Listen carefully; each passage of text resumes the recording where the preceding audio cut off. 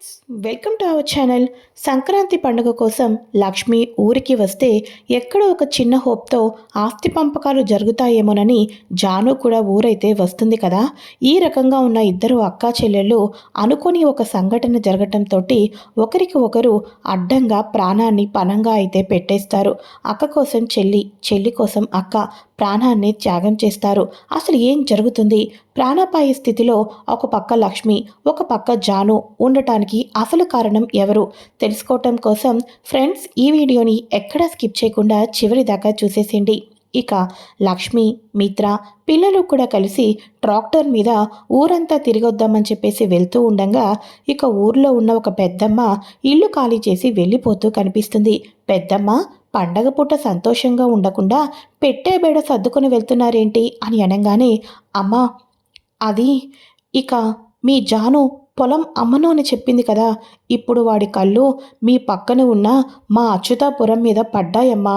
ఇక ఆ నరసింహులు మా అందరి చేత కూడా దొంగ సంతకాలు పెట్టించేసుకొని మా ఆస్తులు, మా భూములు, మా ఇల్లు వాకిళ్ళు అన్నీ వాడి కైవసం చేసుకున్నాడమ్మా. వాడు ఏదో ఫ్యాక్టరీ పెట్టుకుంటాడంట. అందుకోసమే ఒక్కొక్కరిగా ఊరు ఖాళీ చేసి వెళ్ళిపోతున్నాం అని చెప్పేసి చెప్పటంతో లక్ష్మి ఒక్కసారిగా షాక్ అయిపోతుంది.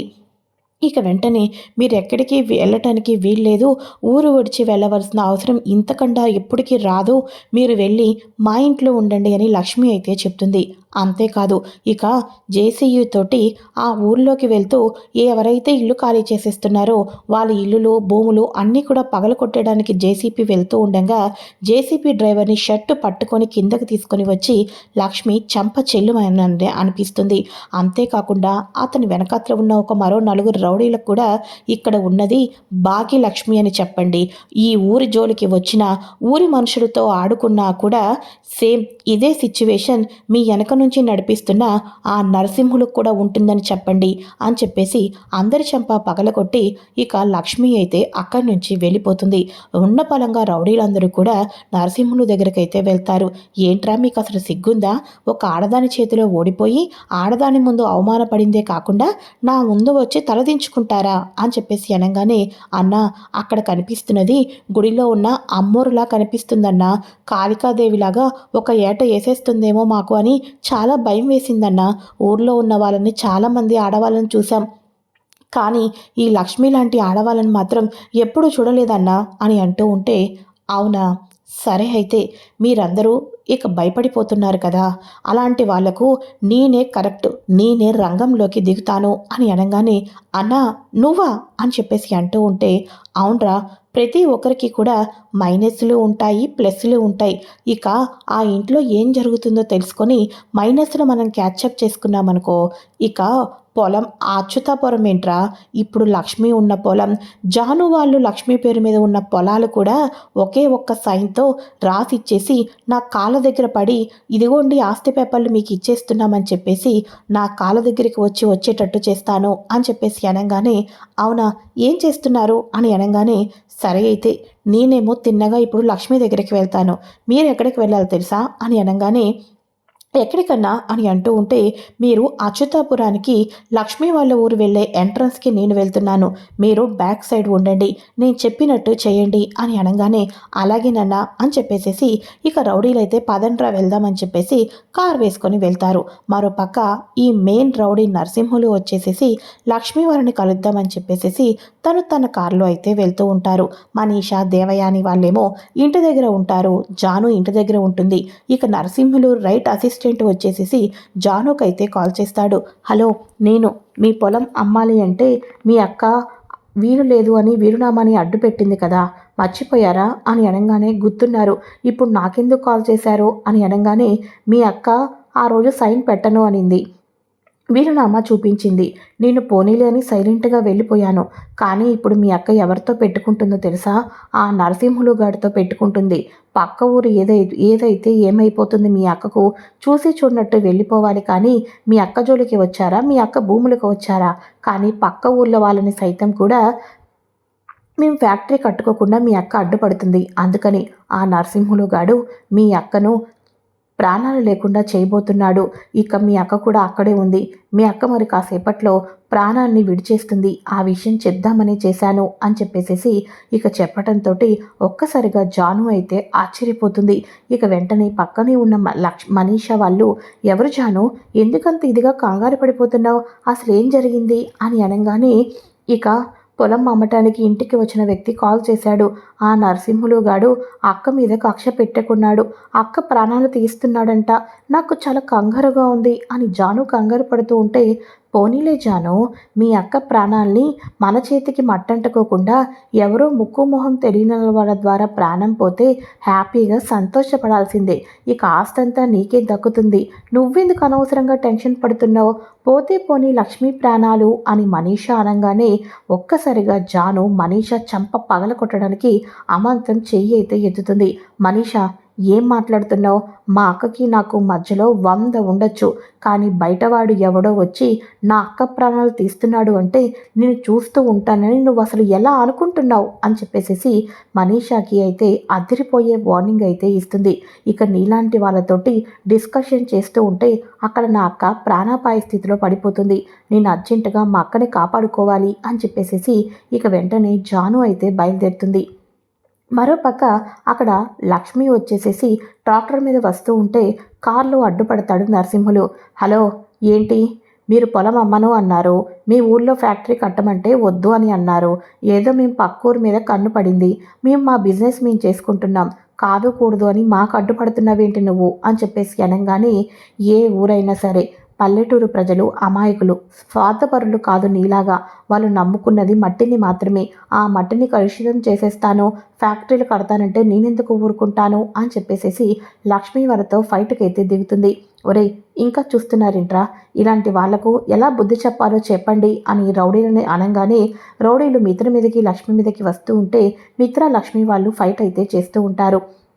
ఈ రకంగా ఫైట్ అయితే చేసిన తర్వాత ఇక లక్ష్మి అక్కడ ఉన్న వాళ్ళందరికీ కూడా అక్కడ ఉన్న కర్ర తీసుకొని ఇక కర్రతో అటు ఇటు తిప్పుతూ ఉంటారు కదా, అవన్నీ కూడా మగాళ్ళని లక్ష్మి చేస్తూ ఆ నరసింహులకి కూడా అదిరిపోయే జలక్ అయితే ఇచ్చేస్తుంది.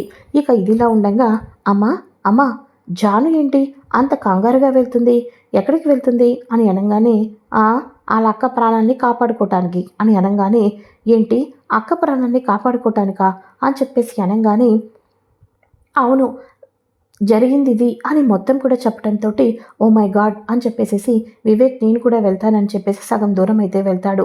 ఇక వెంటనే మిత్రకు కాల్ చేసి, అన్నయ్య జాను వచ్చిందా అని అనగానే, జాను ఇక్కడికి రావటం ఏంటి వివేక్, ఇక్కడ పరిస్థితి ఏం బాగాలేదు, జాను ఇక్కడికి రాలేదే అని అనగానే, అదేంటి, జాను లక్ష్మీ వదిన ఆపదలో ఉంది, లక్ష్మీ వదిన ప్రాణాన్ని కాపాడడానికి వచ్చింది అని చెప్పి తెలిసింది అని అనగానే, లేదు ఇక్కడికి జాను రాలేదు అని మిత్ర చెప్పడంతో వివేక్ అయితే ఇక కంగారు పడిపోతూ ఉంటాడు. అయితే ఇక వివేక్, సరే అన్నయ్య అని చెప్పేసి అటువైపు లేరు, ఊరికి మరోవైపు దారి ఉంది, నేను అటువైపు వెళ్తాను అని చెప్పేసి వివేక్ అయితే వెళ్తూ ఉంటాడు. ఆ పాటికే జాను అక్కడికి వెళ్ళిపోయి, అక్క అక్క ఎక్కడున్నావక్క అని చెప్పేసేసి అంటూ ఉంటుంది. ఇలా అక్క అక్క అని చూస్తూ ఉండగా రౌడీల అమాంతం వెనక నుంచి జానునైతే పట్టుకుంటారు. జానుని పట్టుకున్న తర్వాత ఇక వెంటనే కాళ్ళు చేతులు కట్టేసేసి జానును లోపలికైతే తీసుకొని వెళ్ళిపోతూ ఉంటారు.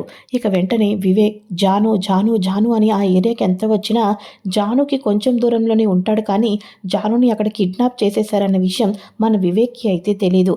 అయితే ఇక ఈ విషయం తెలుసుకున్న తర్వాత వివేక్, అన్నయ్య నాకెందుకో చాలా భయంగా ఉంది, చీకటి పడిపోతుంది, జాను మాత్రం కనిపించడం లేదు అని చెప్పేసి అనగానే ఇక నరసింహులు లక్ష్మీ చేతిలో తిట్టులు తిని వెళ్ళిపోతాడు కదా, అప్పుడు లక్ష్మికి అయితే కాల్ చేస్తాడు. ఏంటి చెల్లెలు కనిపించడం లేదా, నువ్వు మా వాళ్ళను కొట్టడం కాదు, నా మీదకు రౌడీజంలో దూసుకుపోవటం కాదు, ఇప్పుడు పక్క ఊరే కాదు నీ ఊరు కూడా తీసుకుంటాను, నువ్వేమైనా చేయగలవా, అడ్డుపడ్డావి అనుకో నీ చెల్లెలు ప్రాణాన్ని తీసేస్తాను, గుర్తు పెట్టుకో అని చెప్పేసేసి చెప్పటం అయితే జరుగుతూ ఉంటుంది. నా చెల్లెల జోలికి వస్తే నీకు మర్యాదగా ఉండదు అని చెప్పంగానే ఇక అలా అయితే నీ ఊరి మొత్తంలో నీకున్న ఆస్తులు మొత్తం కూడా నా పేరు మీద రాసేసి ఫ్యాక్టరీ ఇచ్చేయటానికి, కట్టుకోవటానికి మేము సహకరిస్తున్నామని సైన్ చేస్తే అప్పుడు నీ చెల్లెల్ని కాపాడుతాను.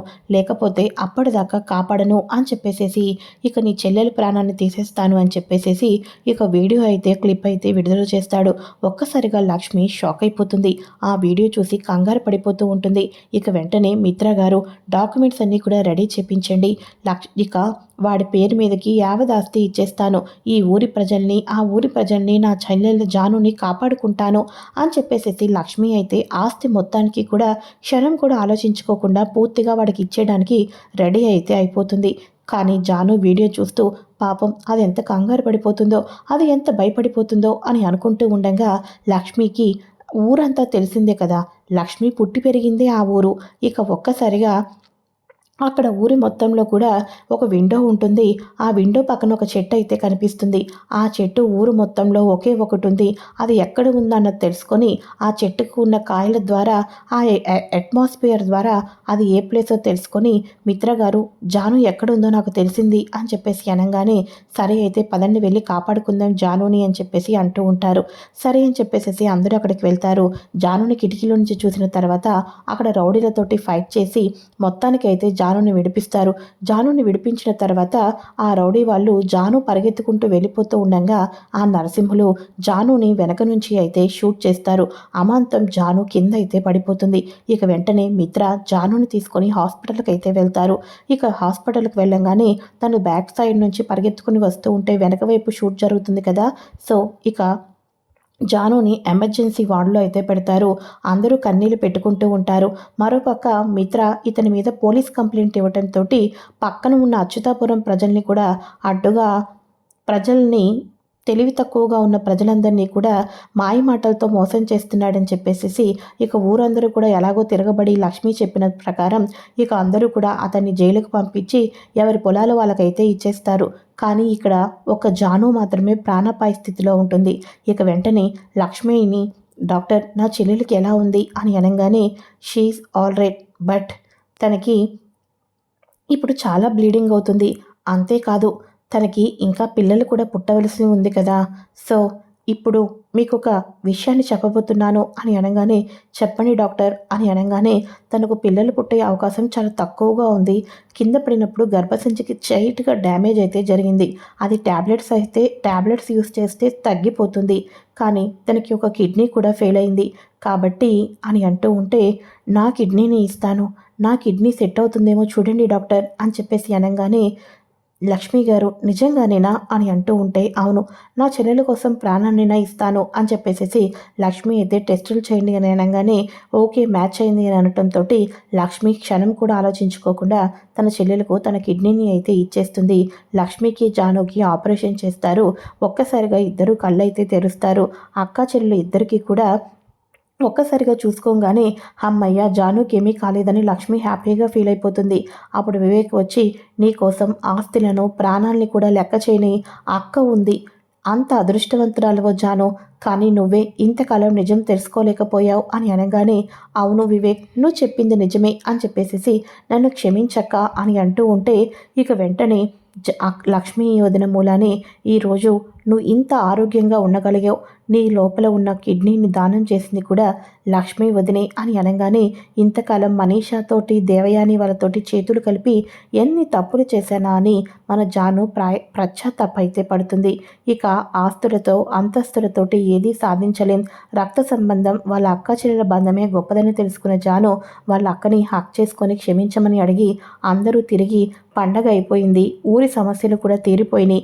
తన ఊరితో పాటు పక్కన ఉన్న అచ్యుతాపురంలో ప్రజలు కూడా అందరూ ఆనందంగా ఉండటంతో అందరూ కూడా ఆనందంగా ఉండండమ్మా మీ రాకతోటి మా ఊరి బాధలన్నీ సమస్యలన్నీ తొలగిపోయినాయి అని చెప్పేసి మీ కుటుంబం అంతా కూడా ఎప్పుడూ క్షేమంగా సంతోషంగా ఉండండమ్మా అని దీవిస్తారు. ఇక వీళ్ళందరూ కూడా తిరిగి వైజాగ్కి అయితే వెళ్ళిపోతారు. ఇప్పుడు జాను కూడా వీళ్ళ మాట అయితే వినటం లేదు. మరి ఇప్పుడు దేవయాని మన మనీషా వాళ్ళ పరిస్థితి అఘోర గోచరంగా తయారవుతుంది. ఇటువంటి టైంలోనే మనీషా మళ్ళీ సరియుతో కలిసి ఊహించిన రీతిలో ప్లాన్ అయితే చేయబోతుంది.